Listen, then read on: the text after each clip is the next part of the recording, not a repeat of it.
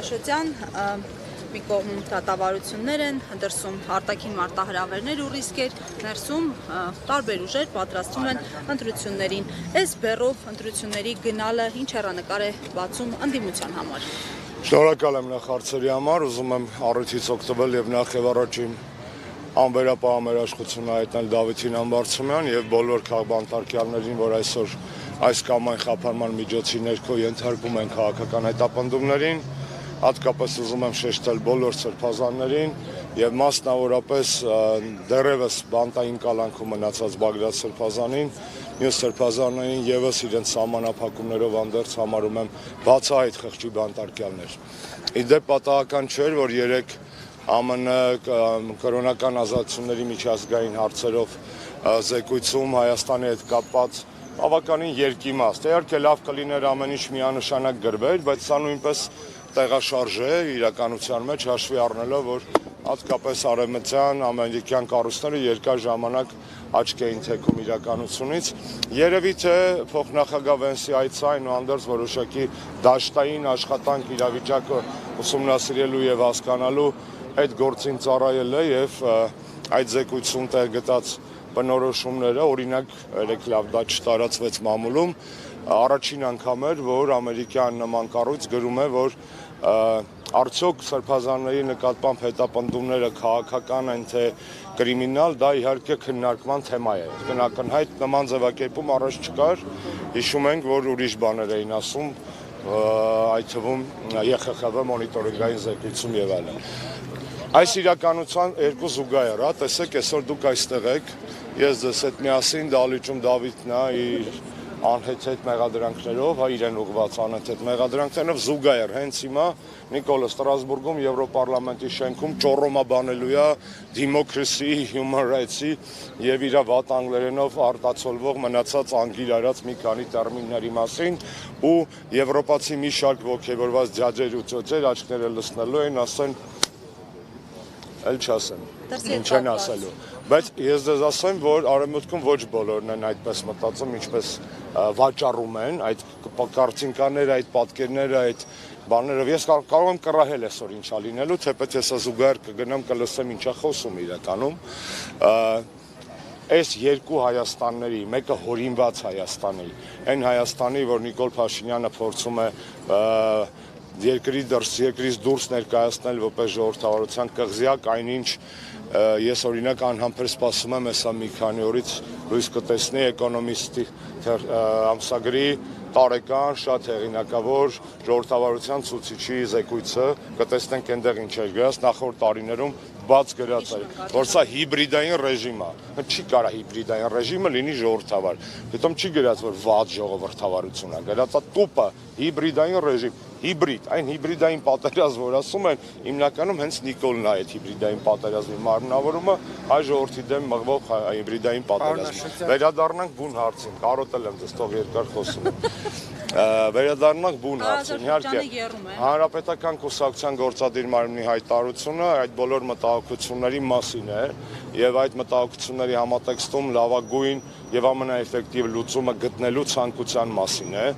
Ակնհայտ է 100 անգամ բացատրել ենք ու չենք ստացել որևէ կոնտր հիմնավորված արգումենտ, առայն որ անգամ եթե մարդիկ ուժեր ու փորձում են ընտրություններով հաղթել Նիկոլ Փաշինյանին, այդ ընտրությունների արդյունքները չեն կարող բավարար լինել, եթե չկա փողոցային ճնշում, որովհետև բռնապետերին, իսկ բոլորն ասում են, որ Նիկոլը բռնապետ է, եթե կա անդիմադիր ուժ, որը չի ասում, որ Նիկոլը բռնապետ է, ես պետք է հարցնեմ իրանք անդիմադիր են, թե չէ, որովհետև չկա այդպիսի գետ մեկ ուժ, որի առաջնորդներից, ղեկավարներից ակտիվ քաղաքական գործունեություն ծավալած դեմքերից չլինեն քաղբանտարկյալներ, նախկինում, այսօր եւ վստահ եմ նաեւ վաղը, որովհետև Նիկոլ Փաշինյանը ընտրությունները կեղծում է հնդածս, մենք տեսնում ենք օնլայն ռեժիմում կեղծվող ընտրություններ, որովհետև վարչական ռեսուրսի օգտագործումով գնալ ներկուսակցական քարոզարշավի անվան տակ անել քարոզչություն, դա ընտրությունների կեղծիք է։ Ես հիշում եմ մի անգամ Սերժ Սարգսյանը նախընտրական ժամանակահատվածում ուրբաթ էր 6-ից հետո, թե շաբաթ էր, ոչ աշխատանքային ժամ էր, որ մի 5-6 շարաս մեքենաներից բաղկացած շարասը տեղ էր գնացել։ ԱՄՆ եւ Եվրոմիության այդ պահի դեսպանները մարմնի մաս չէր մնացել իրանց վրա, որ չճղեին, որ չասեին, որ սա վարչական ռեսուրսի շահագործում է։ Ես դες 100%-անոց ինֆո եմ տալիս։ Իսկ այսօր, երբ որ շաբաթ-կիրակի օրերով վերցնում են հազարավոր ախրանաներ, պետական միջոցներով շրջում են, պետական հասարակական քարոզչական միջոցով, ինչպեսին համայնքը պետք է լիներ, լուսաբանում են, երբ որ ակնհայտ կուսակցության արշավը արվում է պետական միջոցներով, էլ որն է կեղծիքը, եթե դա կեղծիք չի, էլ չասեմ այս դատավարությունների մասին, ընտրական օրենսգիրքը առանց համաձայնության հնդածս փոխելու մասին, դիտորդների ֆունկցիաները սահմանափակելու մասին, կեղծաթոշակ Հնով այն Վահագն Հովակի ինչ լավա դա իմ օրոք չէ դիրա մասնակցությունը իմ նախարարած օրոք չէ չէ ես էլի տենց ամոթալի շրջանավարտներ ունեցել եմ իմ նախավորության օրոք բայց լավա ես դրա դիպլոմ ստանալու հետ որևէ կապ չունեմ հարկ տիրոջ ինչ կա ինչ քննարկումների փուլում եք մեր ընտրական համակարգի որակը ասել է նրան որ 4-րդ իշխանություն հայկական ժամանակում կար պահ, որ միակ լավագույն ֆունկցիա, որ այդ մարդը կատարում էր ինչ-որ լամաջո եւ չեբուրեկի բերելն էր խմբագրություն, այդ մարդը ԿՀ-ի է, խանգարում ես։ Այդ մարդը ԿՀ-ի է այսօր ղեկավարում։ Դե տենց մի հատ անեկդոտ կա, կոչվում է ֆիասկո, ես մի քիչ խուժանական է, հետո կպատմեմ եթերից։ Իմպիչմենտից ինչ կպատմեք։ Իմպիչմենտը խուժանական հնչում է, բայց բացարձակ խուժանական չի, շատ գործնական մեխանիզմ է, որը առնվազն, Բայլեկ ջան, առնվազն թույլ է տալիս, այս դառը իրականությունից է որ ժպտում ենք ու փորձում ենք մի քիչ ջրիկացնել, նոսրացնել այն ծանրությունը, որը կա երկրի հետ կապված այդ նստվածքը տարալուծել։ Սա մեխանիզմ է, որ առնվազն թույլ է տալու ապահովել փողոցային ճնշում։ Ով արձագանքեց ձեր այդ հայտարարությանը։ Գիտեք, ես վստահ եմ, պաշտոնապես ոչ ոք, բայց մենք չենք հիասթափվել, չենք հուսահատում, կան քաղաքական ուժեր, որոնք փոխանակ կոնտենտ քննարկեն, շարունակում են, չգիտեմ, խայթոցներ հանրապետականի հասցեին։ Ուզում եմ մի բան բացատրել, ոչ մեկին թուրիմայության մեջ չգցի են բանը, որ մենք դեռ չենք որոշել մասնակցենք ընտրություններին։ Բացատրեմ խի, շատ ազնիվ։ Եթե մենք մասնակցենք ընտրություններին, ապա այդ ընդդիմադիրներին էլ ավելի ամոթ է լինելու ողջ ընտրաշարի ժամանակ։ Իսկ եթե մենք ինչու, որովհետև պարզ է, եթե այդ խոսույթով են գալու ընտրական գործընթացների մեջ, այսինքն Նիկոլին քլնգելու փոխարեն իրանց եւ մեր ռեսուրսները Նիկոլի վրա իջեցնելու են դեպի հանրապետական ու մենք ստիպած պատասխանենք մի 25-30%-ով եթերաժամանակ կորցնենք, ռեսուրսներ կորցնենք եւ այլն, այդ նշանակում է Նիկոլի համար են անում։ Բոլոր են ընտրական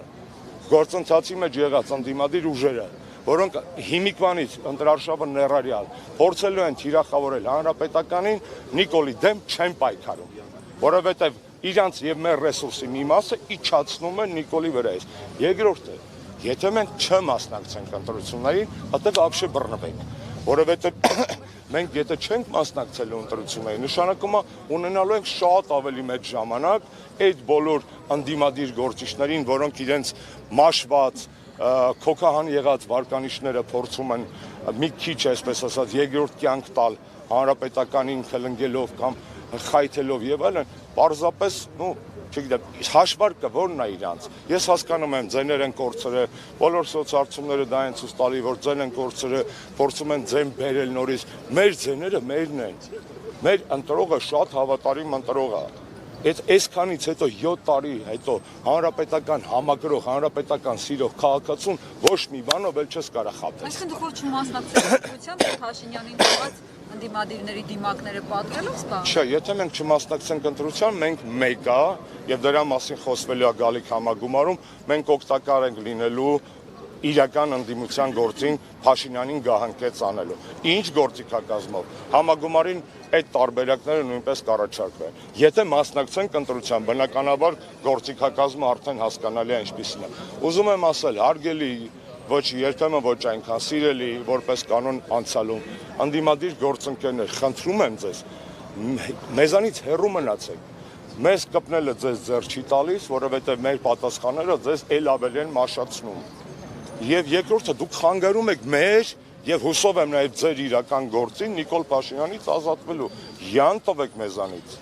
Այսինքն այդ արդեն փսիխոզ է որոշ մարդկանց մոտ, պարզապես փսիխոզ է։ Վերադառնանք բուն հարցին։ Ես վստահ եմ, որ այդ մարդիկ բոլոր ընդդիմադիր ուժերում կա ըմբռնում առային, որ Նիկոլ Փաշինյանի հետ կապված ընտրական մենամարտում հայտնվելը լրջագույն ռիսկ է։ Ռիսկ է այն բանի համար, որ Նիկոլը այս օրինակ 1000 անգամ բերել է։ Գլադիատորն առաջի են լավը։ Կինոն բոլորը տեսել եք, չէ՞։ Այդ որ իմպերատորը իջնում է Մաքսիմուսի մոտ, իբր հաջորդ օրը կռվից առաջ գրկում է ու հետևից դաշույնով խրում է։ Ու տենց վիրավորին այդ Մաքսիմուսին բերում են Կոլիզեի, մեկը էլի իմպերատորը կայսերը սպանվում է, բայց այդ Մաքսիմուսն էլ է մեռնում։ Ուզում եմ ասեմ, Նիկոլի ընտրությունները այդ նույն օրինակն են, ինքը ընդդիմությանը դաշույնով բոլորին խփում է։ Մեզ այտենց խփած քաղբանտարկյալ ընկերներով, եկեղեցու ճնշումներով, ընտրակաշարքով ակնհայտ, որին ծառայում է պետբյուջեն, վարչական ռեսուրսի չարաշահումը, ինքը գնում է այդ դաշույնահարված ընտրությունների։ Եթե մենք ուզում ենք, իսկ մենք ուզում ենք հաղթել այս ընտրություններում, մենք ուզում ենք հաղթել միջև ընտրությունները, մենք ուզում ենք, որպեսզի Նիկոլ Փաշինյանը չլինի երկրի վարչապետ, իմպիչմենտի գործիքը առնվազն, տեսեք, չեմ ասում, Աստվածտա հաջողությամբ փսակվի ԱԺ-ում քվեարկությամբ, բայց իմպիչմենտի գործիքը նաև հնարավորություն է մոբիլիզացնել մարդկային ռեսուրս, որը պետք է գալու անգամ ընտրությունների մասնակցելու պարագայում մեզանից միջև ընդդիմադիր բաներ, առաջնորդներ։ Այդքան էլ ճիշտ։ Պարոն Ախոտյան, շնորհակալ եմ, հաջող։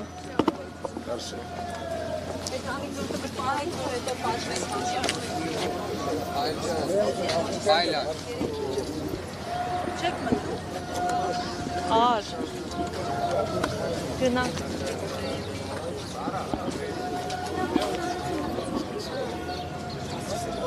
Առաջանում եք առաջանում։